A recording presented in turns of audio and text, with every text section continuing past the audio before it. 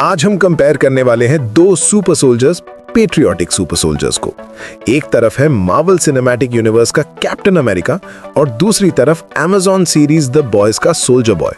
हम बात करेंगे उनके ओरिजिन, पावर्स, फीट्स और फाइनल विनर के बारे में, सब कुछ डिटेल में कैनन सोर्सेस के बेस पर।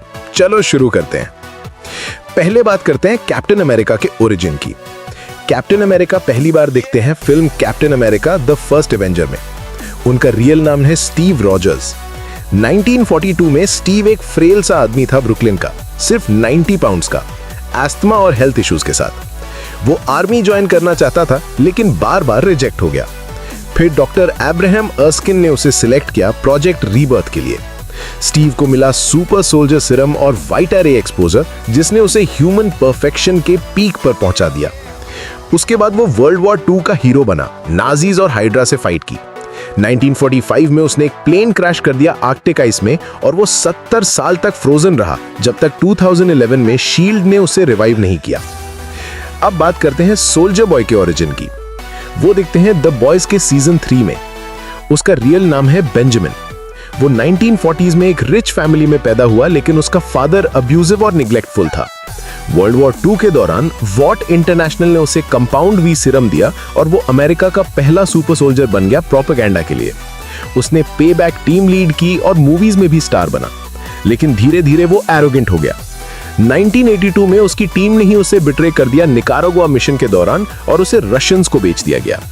रशियंस ने उस पर डेकेड्स तक एक्सपेरिमेंट्स किए और उसे क्रायोजेनिक ट्यूब में बंद कर दिया गया जब तक वो प्रेजेंट टाइम में जग नहीं गया। अब देखते हैं दोनों के पावर्स। कैप्टन अमेरिका को सुपर सोल्जर सिरम ने दी सुपर स्ट्रेंथ, 800 से 1200 पाउंड्स लिफ्ट कर सकता है, स्पीड है 60 माइल्स पर आवर तक, फास्ट हीलिंग और टॉक्सिन रेजिस्टेंस। उसका जो वाइब्रेनियम शील्ड है वो काइनेटिक एनर्जी अब्सॉर्ब करता है और बूमरैंग जैसे रिटर्न होता है। एजिलिटी, रिफ्लेक्सेस और सेंसेस पीक ह्यूमन लेवल पर है। और एंड गेम में वो थॉर का हैमर म्योल्निर उठा के लाइटनिंग यूज करता है। सोल्जर बॉय को कंपाउंड वी ने दी सुपर स्ट्रेंथ और ड्यूरेबिलिटी। वो बुलेट्स, एसिड और एक्सप्लोजन से बच सकता है। रेडिएशन और टॉक्सिन से इम्यून है। रशियन एक्सपेरिमेंट्स के बाद उसके चेस्ट से निकलते हैं रेडिएशन ब्लास्ट्स, जो बिल्डिंग्स उड़ा देते हैं और दूसरे सूप्स के पावर स्ट्रिप कर देते हैं। ये ब्लास्ट तब ट्रिगर होती हैं जब उसे इमोशनल स्ट्रेस या पीटीएसडी होता है। अब बात करते हैं उनके ग्रेटेस्ट फीट्स की। कैप्टन अमेरिका ने सिविल वॉर में हेलीकॉप्टर को हाथों से रोक दिया। इन्फिनिटी वॉर में थानोस के अटैक को मोमेंटरीली होल्ड किया। एंड गेम में इकलौता खड़ा रहा चितारी आर्मी के अगेंस्ट म्योल्निर और शील्ड के साथ, और विंटर सोल्जर जैसे एनहांस्ड फाइटर को हैंड टू हैंड कॉम्बैट में हरा दिया। सोल्जर बॉय ने डेकेड्स तक रशियन टॉर्चर झेल लिया, एसिड, पावर सॉज, होमलैंडर के पंचेस डायरेक्ट फेस पर खाए बिना सीरियस डैमेज के। उसका रेडिएशन ब्लास्ट पूरा बिल्डिंग डिस्ट्रॉय कर देता है और सूप्स के पावर्स बर्न आउट कर देता है। अपनी पूरी पेबैक टीम को एक फाइट में सिंगल हैंडेडली खत्म कर दिया उसने।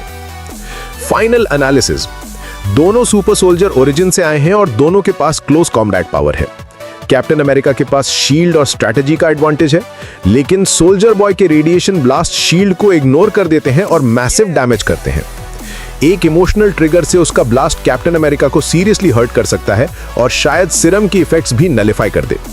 कैप्टन अमेरिका की हीलिंग भी उस रेडिएशन के आगे काम नहीं करेगी। और द बॉयज यूनिवर्स की स्केलिंग के हिसाब से सोल्जर बॉय ऑलमोस्ट होमलैंडर के लेवल का है। तो कंक्लूजन, विनर है सोल्जर बॉय द बॉयज वाला। वो जीतेगा अपने डिस्ट्रक्टिव ब्लास्ट्स और हाई ड्यूरेबिलिटी की वजह से।